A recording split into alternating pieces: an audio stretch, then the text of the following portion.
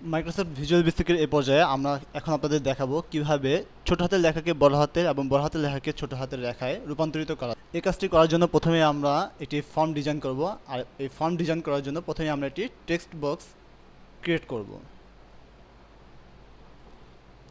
Text বক্সের ঠিক নিচে আমরা দুটি কমান্ড বাটন ক্রিয়েট করি।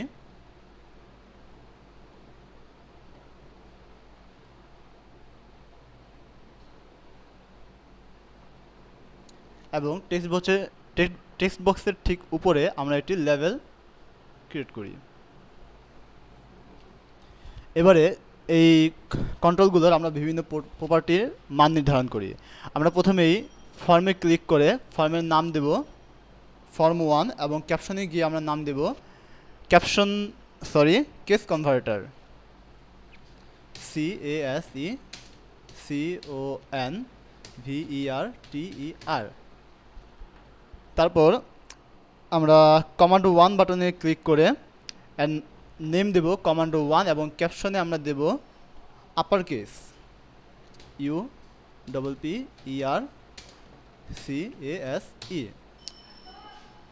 দেন কমান্ড 2 বাটনে ক্লিক করে আমরা এর নাম দেব কমান্ড 2 এবং এর ক্যাপশনে নাম দেব লোয়ার কেস LOWERCASE।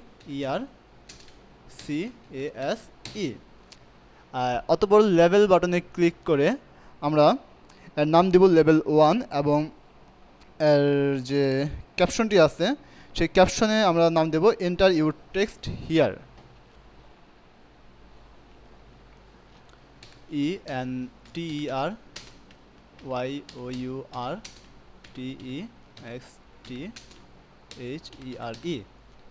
দেন আমরা টেক্সট নামে যে কন্ট্রোলটি আছে সেখানে ক্লিক করে আমরা এর নাম দেব টেক্সট 1 এবং এর যে টেক্সট আছে সেখানে আমরা নাম দেব টেক্সট হিসেবে দেব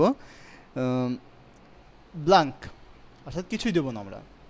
এবারে কমান্ড 1 বাটনে ডবল ক্লিক করলে আমাদের সামনে একটি কোড উইন্ডো আসবে, সেখানে আমরা বিভিন্ন কোড লিখব।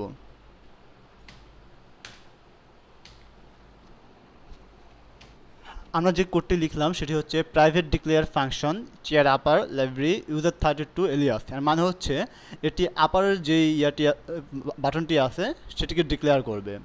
দেন char upper A by val 1 lpsz as string.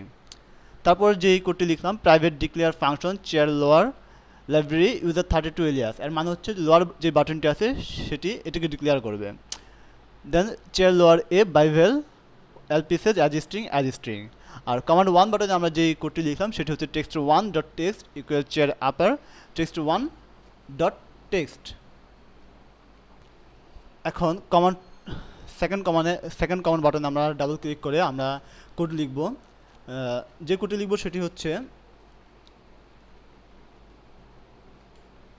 text1.text equal chair আপারের জায়গায় আমরা লোয়ার করে দেব LOWER। দেন আমরা কোড উইন্ডো থেকে বেরিয়ে হয়ে আসব এবং এই প্রোগ্রামটি স্টার্ট করে দেব। এখন আমরা দেখতেছি যে টেক্সট বক্সে কোনো লেখা নেই, তো এখানে আমরা কিছু লেখা লিখি। দেন এগুলোকে সিলেক্ট করে আমরা যখন আপার কেসে ক্লিক করব আমরা দেখব যে এগুলো সব বড় হাতের অক্ষরে অর্থাৎ ক্যাপিটাল লেটারে রূপান্তরিত হয়ে গেছে। আবার এগুলোকে যদি আমরা সিলেক্ট করে লোয়ার কেসে ক্লিক করি তাহলে দেখা যাবে যে এগুলো সব স্মল লেটারে চেঞ্জ হয়ে গেছে।